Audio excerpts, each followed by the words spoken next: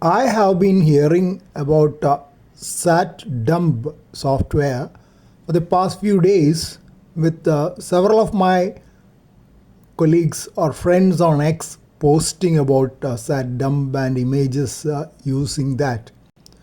Thought of checking it out. Now it is release 1.22 is the current version and these are the previous versions. And the contributors are mostly hams, Foxtrot for Lima Alpha Uniform, and there are several others over here, additional developers, contributors, and there are special mentions, and this is a list of libraries over there. I just browsed through that, and the about page is interesting. It's a general purpose satellite data processing software. Nice pictures can be seen here. It supports many SDRs like the RTL-SDR which I have, others like Airspy, HackRF, BladeRF, LimeSDR, PlutoSDR, etc. And it can decode data from 90 different satellites and even space probes. Live decoding is supported, image and data decoding from satellites, and a lot of microphysics, sea surface temperature, so many things which I will not be going into because I am not that keen on those. And this has function for geostationary satellites as well, weather satellites. Most of the weather satellites which I have heard are low Earth orbit satellites. Again, one more wonderful picture over here. More details are listed on the GitHub page. This is the GitHub page. I'll just skim through it. This is the offline processing of recorded data is possible. Live processing directly from your SDR. That's what I am more interested in. Offline processing, live processing. And you can install in Windows. That's the one which I am going to try. I don't have macOS at the moment. And Linux also currently I don't use. I was a Linux enthusiast some time back, but not now. I'm a new Raspberry Pi enthusiast, but I'm not going to try that now. Nor am I going to try for the Android versions because I don't install anything on my phone. This is the SatDump downloads page.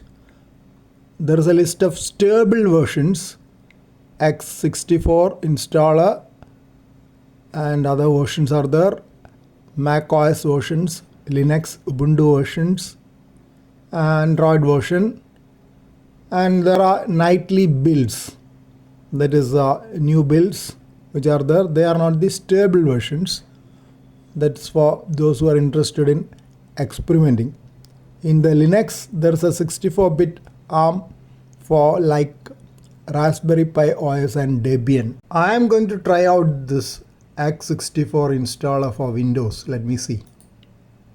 I am clicking on that and the download is going on and download is over now. I have brought this SatDump installer file onto the desktop and I am double clicking it. And the question, do you want to install? You have to say yes. And the installation process starts. I have to agree. And in addition to this, I am going to create a SatDump desktop icon. And it is going to be installed in the program files. It's rather fast installation, not taking much time. So that's over. The setup is over. RTL-SDR blog v4 to the laptop, and then there is a cable SMA to SO239 cable, and that goes to another PL259 coming from an RG213, which is the antenna cable for my 40 to 10 meter fan dipole. I have opened the SatDump version 1.2.2 software, and these are the tabs at the top. offline processing, recorder, viewer, settings, and about. From this menu, I have chosen the device. This is where you chose the device. I have chosen my device, RTL-SDR blog. I have pinned it, and I have typed in this frequency over here, 137.62 megahertz. And this is FFT, fast Fourier transformation. This is the waterfall here. This is the center frequency shown here. And I can switch off the waterfall or have the waterfall. And the frequency scale here is switched off now. It is switched on. These are some of the. Then this is the recording part. Now it's idle. And in the tracking, I have chosen NOAA 15 satellite. That's a weather satellite. The option is for satellite NOAA 15. This is where you choose the satellite. There are plenty there. I have chosen NOAA 15. While tracking satellites, I have to give the location. For that, go to settings. This is the settings. And in the settings, general SatDump, that is the general settings, and in this you have to give the latitude and longitude. I'll type it here, 11.2488. That is my latitude, and my longitude 75.7839. That I get from Google. And the elevation or altitude, this is altitude, QTH altitude, I got it as about 11. So I have set it like that. This is the setting which I have given now.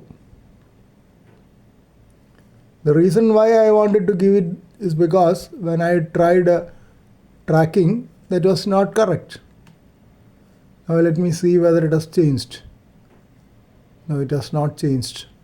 After setting the latitude, longitude and altitude, we will scroll down and save. Settings saved. Note, some settings will require SatDump to be restarted to take effect. I have already done that in a gap time, and I'll see now.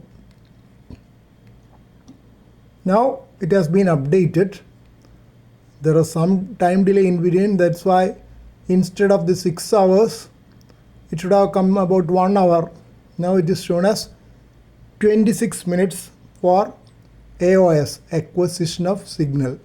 That is, NOAA 15 will be in my horizon in another 26 minutes. So I'll come back again after that and see what happens on the waterfall. Now you can see that satellite has risen above the horizon, and the loss of signal is in 11 minutes 30 seconds. So the pass will be over in that time.